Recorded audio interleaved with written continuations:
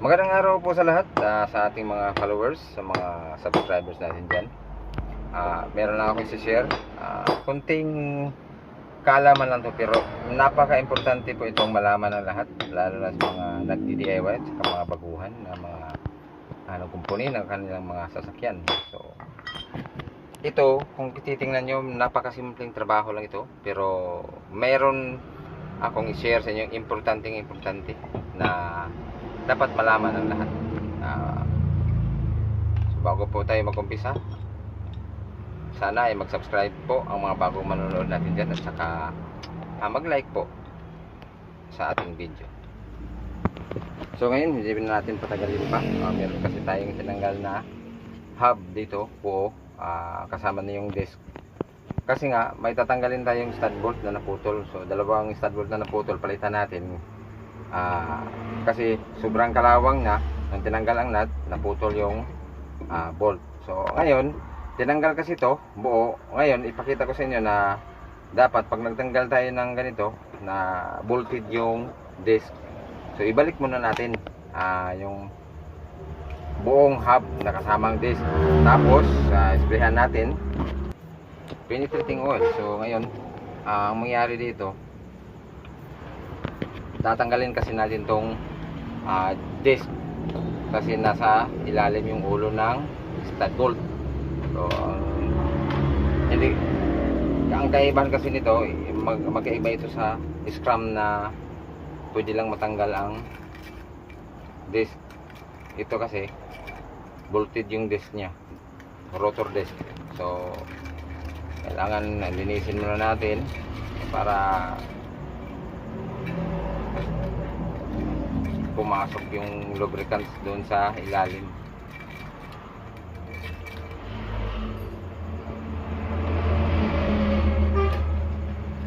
Tapos ang mangyari dito ngayon, balik muna natin tong nut.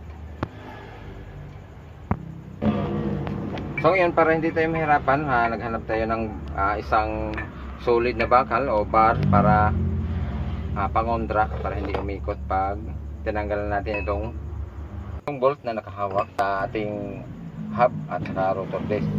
So panoorin nyo lang mabuti kung paano natin to gagawin, kasi may i-explain ako mamaya doon sa unahan, medyo sa dulo ng video.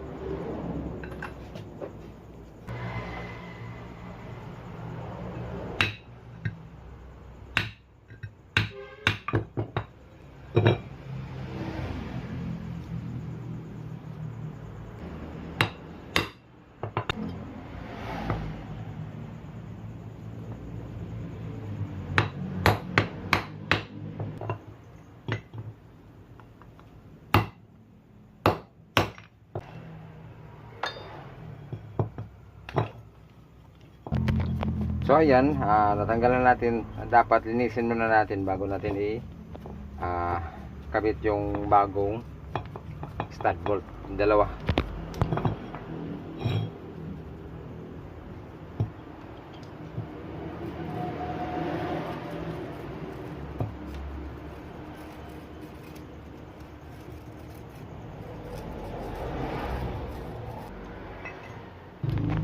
So ito na nga, pakabitan tayo ng bagong stud bolt natin, pero medyo mahaba-haba to. Medyo mahaba tong stud bolt na bago. So yun naman talaga ang kadalasan kasi pag mags wheel na yung ginagamit, so ito na yung mga halos binibinta ng auto supply. So medyo mahaba na yung stud bolt. So ito lang, bago natin ikabit, linisin muna natin to. So ayan, nalinis na natin. Tapos pakabit na tayo ng dalawa stud bolt.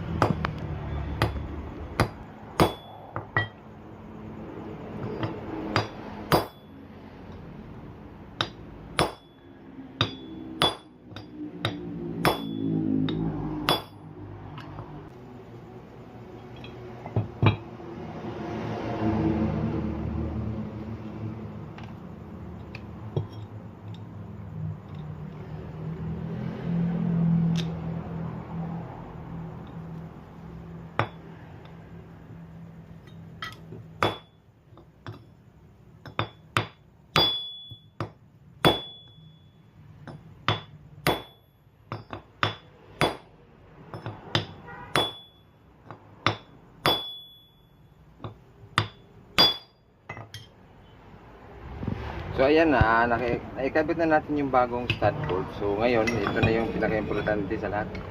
Bago natin i-assemble o bago natin buuhin ulit itong disc kasama na yung hub, kailangan yung side nila na magkalapat, kailangan linis na linis, walang dumi. Kasi nga kunting dumi lang yung maisama nyo sa pag-bolt o sa pagbuo nito, sigurado mahirapan na kayo sa alignment ng gulong. Yung alignment ng gulong, mahirapan na kayo, magtaka kayo kung anong dahilan. Saka yung disc, iba yung kain ng disc. Akala nyo sa disc pad o sa ano, minsan akala nyo sa bearing, pero mali pala. Dito yung pagkabit ng disc, lalo na yung bagong rotor, yung rotor disc dito sa hub. So kailangan linis na linis yung lapatan o yung gitna ng disc saka nung hub. So kailangan linis na linis bago nyo i-assemble o i-bolt ulit. So kailangan malinis talaga para iwas disalignment. Baka humaba pa yung trabaho nyo. So yan lang muna ang bagong tips natin ngayon. So salamat sa inyong panonood.